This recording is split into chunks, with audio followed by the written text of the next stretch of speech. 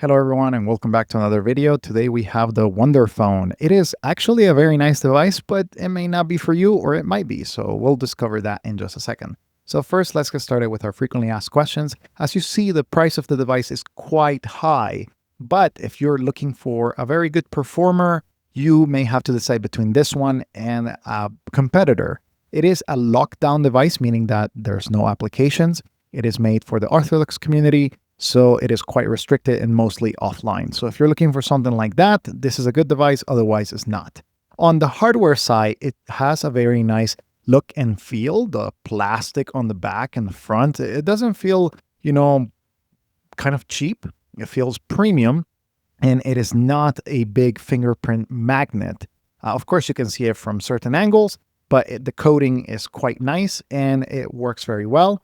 It looks very professional as well. It does have a camera on the outer shell and also a front-facing camera here at the top of the inner screen. You have volume rockers, you have a 3.5mm headphone jack, and also a USB-C port here at the bottom. The clickiness of the buttons is quite nice, and I highly enjoy using it. One thing that I love about the software of the device is that you can navigate the full software without having to use the touchscreen. This device does come with a touchscreen, but you do not need it. It is fully optimized to be used with only the D-pad and all of the controls here. Here is the home menu, here is extra functions, and you can kind of go around and find your way to all of the different features that this phone has.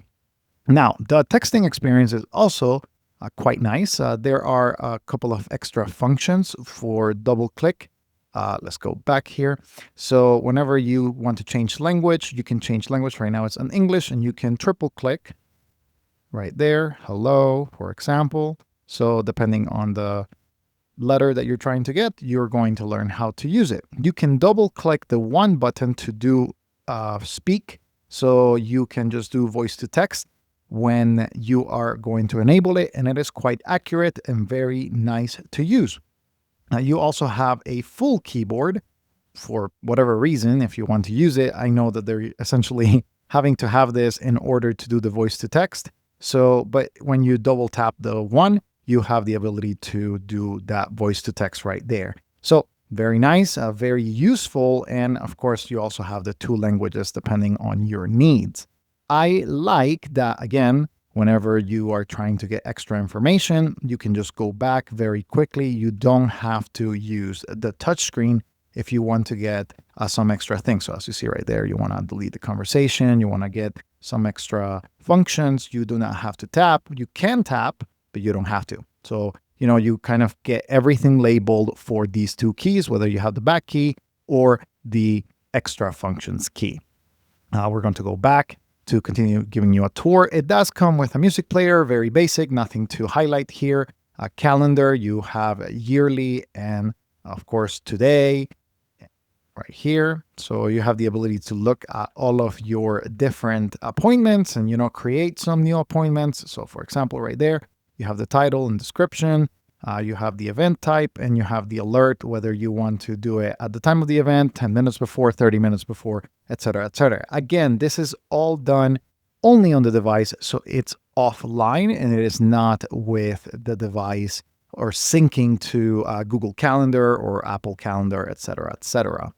One annoying thing is that whenever you press the red key or the end call key, right there, it doesn't do anything, but it shows you this, like, hey, you need to press the home key in order to go home, which it's kind of like, I wish that they also allowed that if somebody clicks many times the red key, just to go back or to go home. But, that's a minor thing. The responsiveness of the system is quite nice, and it comes with Waze. So you have Waze Navigation. You have the ability to essentially go anywhere that you want and put the address and drive there. So again, you have that ability. And again, the best part is that you can do this without the need of using the screen for the most part. I think this is one of those applications that is kind of harder to not use the screen, especially because it requires a certain input. But again, it does have that ability, and you can use it. You can set it home or work. So for example, right there, if you have a specific address or whatever it is that you need, and you can navigate. It will give you turn-by-turn directions. Then you have the weather, which, is quite basic. It's nothing, super amazing. It will tell you the weather for the next few days. You can refresh it, you can use it, and you have that ability right there to do that. The only thing that I have found that is maybe better than other devices in the same category is how fast everything is. However, here's where I'm going to compare it. I personally prefer the Sunbeam F1 line of devices. Yes, it does not look as nice. So when you put these, kind of like head to head, you have the Wonder Phone being more sleek and nicer. And it does have, in my opinion, a little bit of a better camera as well. But the Sunbeam F1 just has way more capabilities. It does not only have parity in the messaging experience, but for example, the calendar, you can sync it with your email and all of your needs. You can also go to whatever Waze or the weather. So everything is parity except when you need a couple of extra functions. So this one has email, the Wonder Phone does not. And a big one for a lot of people is the hotspot. So that is one thing that, as far as I understand, it was missing from this device. And you do not have that ability to do the hotspot. And that's, kind of like a bummer.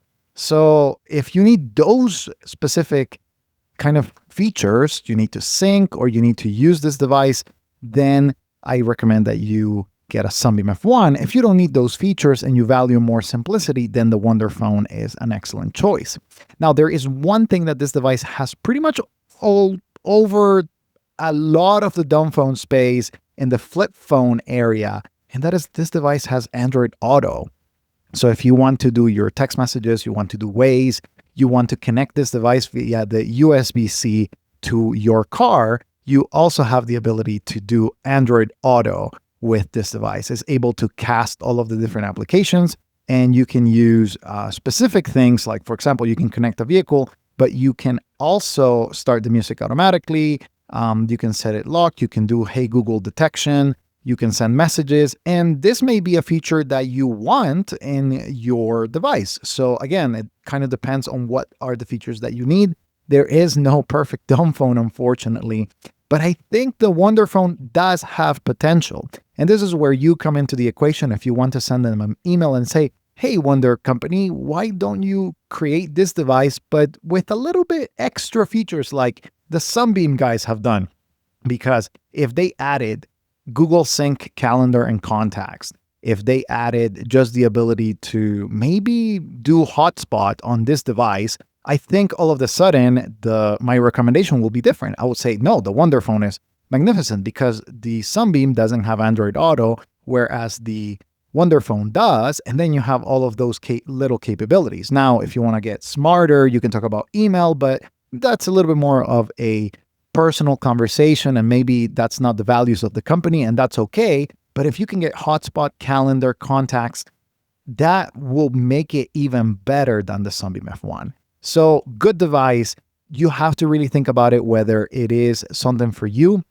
I also want to say that this company is quite new, so you want maybe to wait a little bit until you see the track record and more updates. They have released about 3 updates since the device was released, but you may want to see a little bit more of track record so that you don't get unsupported. And that's why for now, I'm going to continue recommending the Sunbeam F1 Pro instead of the Wonder Phone. But again, it's one of those companies that's staying definitely very viable, and I am going to follow up with another video as they may introduce new features, hopefully, or they maybe introduce a different device that has more capabilities for different communities and different needs. But good things on the Wonder Company. I'm excited to see their progress, and hopefully they become a company that listens to the needs of their customers and also continues to improve on something that is quite solid here. As you saw back there, the call quality is pretty good. So I'm very happy with the device, but you really need to think about the competitors at this price point. I hope this review was helpful. And if you have any questions about this device or any of the other devices that I have reviewed, make sure to put them in the comments below, and I'll be interacting with you guys. Thank you for watching. See you in the next video.